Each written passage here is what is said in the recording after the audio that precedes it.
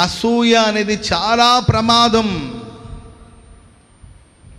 Praise the Lord. తాడి చెట్టు ఎలా ఉంటుంది? తాడి చెట్టును చూసారా?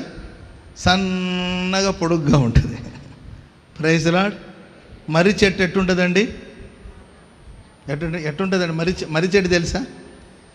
లావుగా పొట్టిగా లావుగా విశాలంగా ఉంటుంది. తాడి చెట్లాగా ఉన్నావా? తాడి చెట్లాగానే ఉండదు. మర్రి చెట్లాగా ఉన్నావా? మర్రి చెట్టుకుంటే బాధ మర్రి చెట్టుకుంటుంది, తాడి చెట్టుకున్న బాధ తాడి చెట్టుకుంటుంది.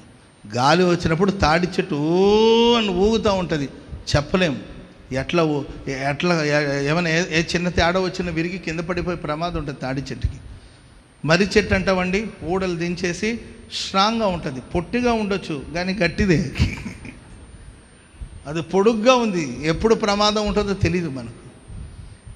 ఎందుకు? ఒకరిని చూసి మనం అసూయపడ్డం, ఒకరిని చూసి మనం అసూయపడ్డం ఎందుకు? మనల్ని దేవుడు ఏ స్థితిలో ఉంచాడో ఆ స్థితిలో హ్యాపీగా ఉండిపోదాం. ఆమెను చెప్పండి అందరు గట్టిగా. హల్లెలూయా. సౌల్లో చాలా మంచి క్వాలిటీస్ మనం చూస్తాం. సౌలు చాలా మంచోడండి. సేవకుడి దగ్గరికి వెళ్ళాలన్నప్పుడు ఒట్టి చేతులతో వెళ్ళాలని అనుకోలేదు. ఒక ప్రాబ్లం వచ్చింది. సమూయేలు సేవకుడి దగ్గరికి వెళదామంటే మన దగ్గర ఏం లేవు కదా, పైసలు లేవు, ఏం లేవు, ఒట్టి చేతులతో సేవకుని ఎలా మనం వెళ్ళి కనబడదు. మంచి థాటే కదండి ఇది, మంచి థాట్ కదా. ఏదైనా తీసుకెళ్ళి సేవకుల్ని కలవాలంటే ఏదైనా పట్టుకెళ్దామని ఆలోచన మంచి థాటే కదా. Praise the lord. హల్లెలూయా. ఇక చెప్పుకుంటూ వెళ్తే సమూయేలు ఏమేమైతే చెప్పాడు అవన్నీ చేస్తూ వచ్చాడు. ఇంకా చెప్పాలంటే సమూయేలు చెప్పేంత వరకు, సమూయేలు అనౌన్స్ చేసేంత వరకు, చెప్పేంత వరకు నేను రాజునని ప్రచారం చేసుకోలేదు. చాలా శ్రేష్టమైన విషయాలు ఉన్నాయి. ఎప్పటి వరకు అంటే దావీదును చూచేంత వరకు. దావీదు తన లైఫ్లో వచ్చేంత వరకు బాగున్నాడండి. వన్స్ దావీదు వచ్చాడండి, దావీదుకు దేవుడు ఒక విజయం ఇచ్చాడు. ఆ దావీదును చూసి అసూయపడ్డం ప్రారంభించాడు, పతనం మొదలయ్యింది. కాబట్టి ఎవరి మీద అసూయపడద్దు. ఇది కూడా దేవునికి ఆయాసకరమైన విషయం. Praise the lord. హల్లెలూయా. సరే, పిల్లలు ఎవరికైనా కలిగితే సంతోషించు, తప్పేమని చెప్పండి, సంతోషించు. ఎవరైనా ఇల్లు కట్టారా? సంతోషించు. ఎవరైనా బండి కొన్నారా? సంతోషించు. సంతోషిస్తే అయిపోతుందండి. ఆమె చిరునవ్వు, ప్రైజ్ ది లార్డ్, మనకున్న బోళ్ళని టెన్షన్స్ని దూరం చేస్తుంది.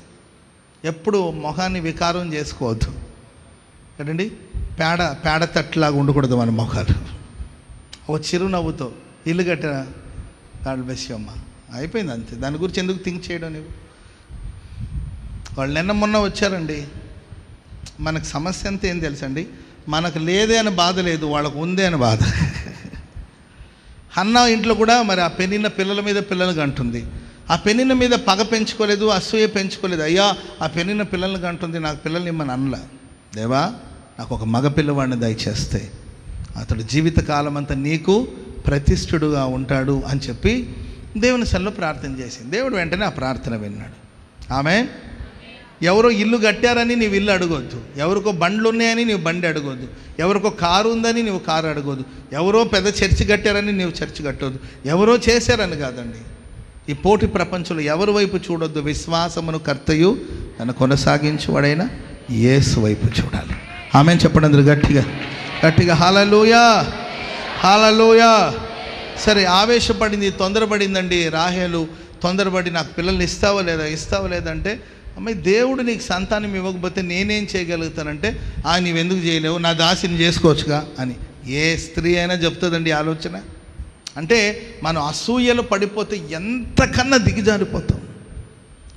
అందుకొరకే తన దాసిని తీసుకొచ్చి యాకోబుకి ఇచ్చి నా దాసితో ఉండమని చెప్తే, యాకోబు రాహేలు దాసితో ఉన్నప్పుడు పుట్టినవాడే దాను అనే ఒక సంతానం.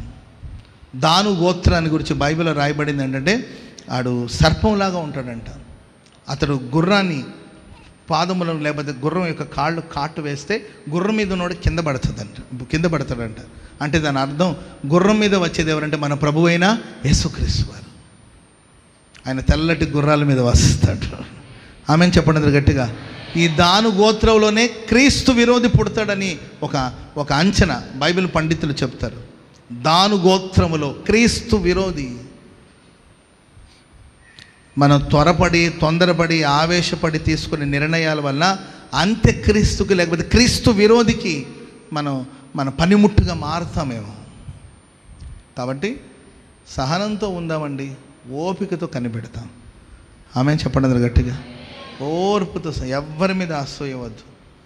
పరిగెత్తను, ఎవరు పరుగు పందులో వాళ్ళు ఓపికగా పరిగెత్తాలి. ఆమె చెప్పండి అందరు గట్టిగా. అసలు ఎవరిని చూసి అసూయపడద్దు. అసలు మనకు అసూయ వస్తుందంటే వాళ్ళ వైపు చూడొద్దు, అంతేకా. ఒకవేళ మన ముందు కొందరు డెవలప్ అయిపోతుంటే చూసి చిరునవ్వుతో ముందుకు వెళ్ళిపోదాం. నా సేవ ఆరంభ దినాల్లో నా తోటి సేవకులందరూ అభివృద్ధి పదవిలో ఉండేవాళ్ళు, నేను వెనక బ్యాక్ బెంచ్ అంటారు కదండి. స్కూల్లో నేను మాత్రం ఫ్రంట్ బెంచ్, కానీ సేవలో బ్యాక్ బెంచ్ స్టూడెంట్ అనమాట. నేను ఎంతసేపటికి దూరంగా ఉండేవాడిని, వెనక్కి ఉండేవాడిని. ఎందుకంటే నా నాలెడ్జ్ ఏంటో నాకు తెలుసు. నాకు నాలెడ్జ్ తక్కువ, బైబిల్ నాలెడ్జ్ తక్కువ. భక్తి ఉంది కానండి, బైబిల్ నాలెడ్జ్ తక్కువ. నాకు తెలుగు బైబిల్ అర్థమయ్యేది కాదు. చాలా సమస్యలు ఉండేవి. నా ఫ్రెండ్స్ అందరూ కూడా ముందుకు వెళుతుండే వాళ్ళ సేవలో. నేను బ్యాక్ బెంచ్ అనే చెప్పాలి, ఒక రకంగా చెప్పాలంటే. నాకు ప్రేయర్ చేయడం వచ్చేది కాదు, వర్షిప్ లీడ్ చేయడం వచ్చేది కాదు, ప్రసంగాలు అసలు రాదు. ఒకానొక కాలంలో నేనేమనుకున్నాను తెలుసండి, ఇక నేను ప్రసంగానికి పనికిరాను అనుకున్నాను. ఎందుకంటే నాకు మాటలు సరిగా వచ్చేవి కాదు, మాటలు నత్తిగా వచ్చేది. సరిగ్గా ఇప్పటికీ కొన్ని పదాలు నేను సరిగా ఉచ్చరించలేను. అందుకే నేను డిఫికల్ట్గా ఉన్న పదాలు ఉచ్చరించలేను, ఎందుకంటే కొంచెం గ్రామర్ మిస్టేక్ అవుతుంటుంది కొన్నిసార్లు. ఆ తర్వాత పద ఉచ్చారణ అనేది నాకు సరిగా రాదు, కొన్ని పదాలు. ప్రైజ్ ది లార్డ్, హల్లెలూయా. మొన్న నేను అమెరికా వెళ్తే అక్కడ ఒక దైవ సేవకుడు నన్ను చూసి, అయ్యా నీ మాటల్లో నాకు తమిళ్ సువాసన వస్తుందంట. ఏ వాసన అంటండి? తమిళ్ సువాసన వస్తుందంటే మా అమ్మగారు తమిళేలే అయ్యా అన్న. అదే నేను అనుకున్నాను, మీ మాటలో, మీ భాషలో ఎక్కడో తమిళ్ సువాసన వస్తుంది. మంచిదే కదా. భారతదేశంలో ఎన్ని సువాసనలు ఉన్నాయో అన్ని భాషల సువాసన దేవుడు దయచేయునుగాక. ఇట్లా చెప్పుకుంటే వెళ్తే బ్యాక్ బెంచ్ అనమాట సేవలో నేను. కానీ ప్రియులారా, నేను ఎవరిని చూసి అసూయపడలేదండి. సరే, దేవుడు నాకు ఇచ్చిన పాత్ర ఇది. నా ఫ్రెండ్స్ కొంతమంది మంచిగా ప్రేయర్ చేసేవాళ్ళు, బాగా వర్షిప్ లీడ్ చేసేవాళ్ళు, మంచిగా ప్రసంగం చేసేవాళ్ళు.